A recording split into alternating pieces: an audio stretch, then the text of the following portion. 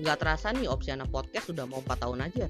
Kira-kira apa rahasianya agar Opsiana Podcast itu bisa terus konsisten sampai sekarang? Jawabannya ya karena gue pakai Anchor, aplikasi yang memudahkan gue buat nge-podcast, sehingga gue bisa nge-podcast kapan aja dan di mana aja. Tinggal rekam, edit, dan upload semuanya itu udah di satu aplikasi. Oleh karena itu kalian cobain juga pakai Anchor untuk bikin podcast original milik kalian.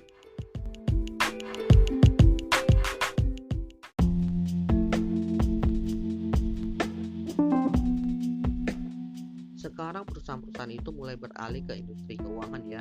Tapi bukan berarti mereka bikin usaha baru di bidang finansial, tapi kebanyakan mereka itu memilih untuk merging atau enggak akuisisi dan juga kolaborasi. Perlu diketahui dulu ya bahwa industri keuangan selama ini kan dikuasai oleh bank ya. Lalu kemudian muncullah fintech yang menjadi disrupsi di industri finansial. Sebelum fintech muncul aja kita udah tahu bahwa orang-orang itu butuh yang namanya akses kepada servis keuangan.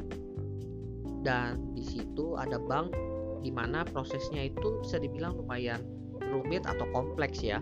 Kalau kita mau ngajuin pinjaman aja banyak hal yang harus kita isi atau kita berikan dokumennya. Lalu muncullah fintech yang menengahi proses yang kompleks tersebut. Mereka membuat hal yang rumit, sistem yang rumit itu menjadi jauh lebih mudah dengan teknologi yang lebih inovatif. Dan mungkin ya teman-teman itu kalau kalian melihat lebih detail, sebenarnya fitur-fitur yang ditawarkan oleh fintech ini nggak jauh berbeda sama bank. Kalau kalian mencari KTA atau kredit tanpa anggunan, udah ada yang namanya pinjol, pinjaman online. Kalau kalian cari kartu kredit di fintech itu ada yang namanya pay later, pinjaman tanpa kartu. Kalau kalian mau nyicil kendaraan, di bank dulu ada sistemnya. Sekarang di fintech juga menyediakan cicilan untuk membeli kendaraan. Artinya dari segi fitur yang ditawarkan fintech dan bank ini nggak jauh berbeda. Terus yang bedanya apa? Balik lagi ke yang awal.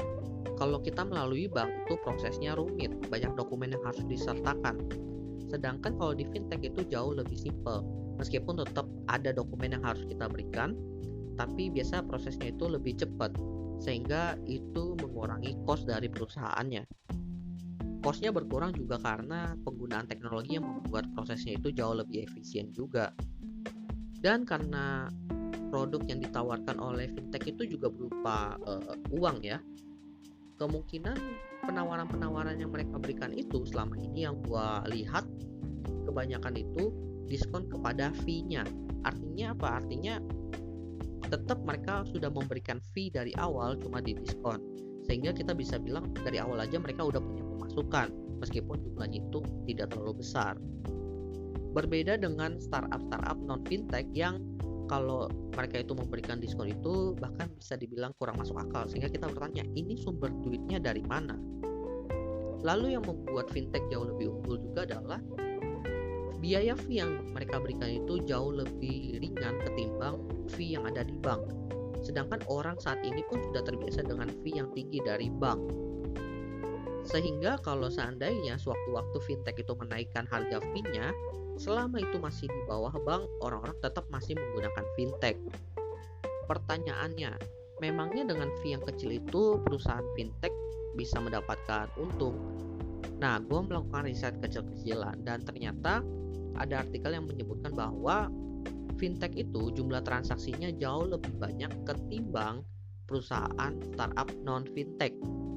Sehingga kalau kita asumsikan transaksi di startup itu bisa nyampe 1 juta, kalau lebih banyak artinya mungkin setengahnya aja deh, 1.500.000 misalnya, dikali dengan uang fee-nya, kemungkinan mereka itu udah dapat profit ketimbang startup itu yang transaksinya 1 juta tapi belum ada profit, malah bakar uang aja.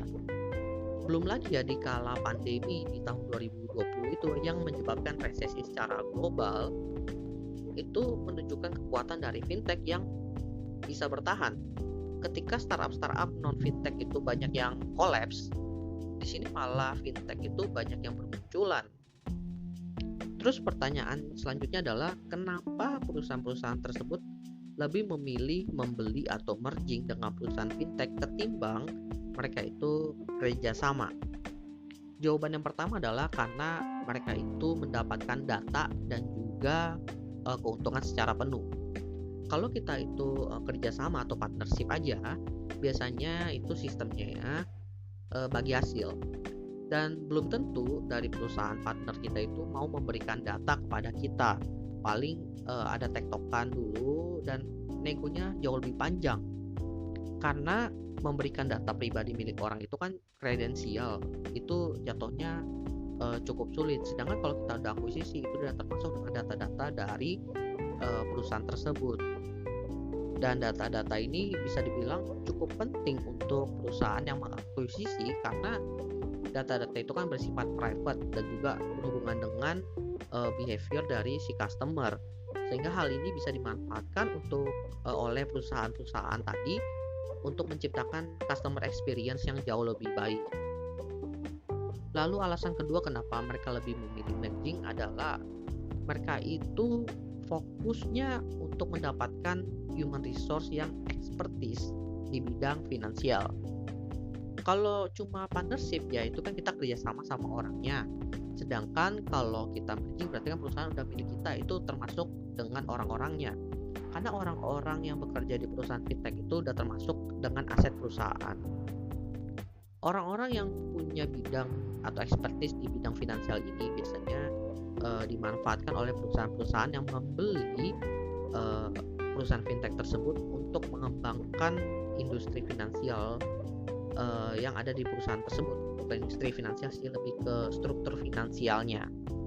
Dan tentunya dari orang-orang expertise ini mereka bisa mendapatkan insight-insight yang lebih oke tentang apa langkah terbaik untuk selanjutnya yang bisa dilakukan oleh perusahaan tersebut. Karena kan perusahaan itu bukan cuma fokus kepada customer, kadang dengan resource yang ada mereka itu mengakuisisi perusahaan lain seperti fintech tadi. Dari situ mereka dengan bantuan financial expert tadi, mereka bisa menghitung valuasi, bisa menghitung proyeksi, sehingga mereka punya gambaran yang lebih baik tentang keuntungan finansial di masa depan nanti. Which is hal itu cukup menarik karena memberikan keuntungan besar juga bagi perusahaan kan. Ya bisa dibilang lah semua perusahaan itu tertarik untuk terjun di bidang finansial itu karena ya disinilah kolam uang gitu. Mau customernya itu transaksi beli barang A, B, C, tapi kan ujungnya bayarnya pakai service ini, sehingga duitnya ditaruh di situ juga, which is itulah yang menarik untuk para perusahaan tersebut. Oke, gua rasa itu aja karena sebenarnya gua cuma pengen cerita aja sih. Well, gua rasa itu aja. Thank you buat teman-teman yang sudah mendengarkan. See you next time di episode selanjutnya.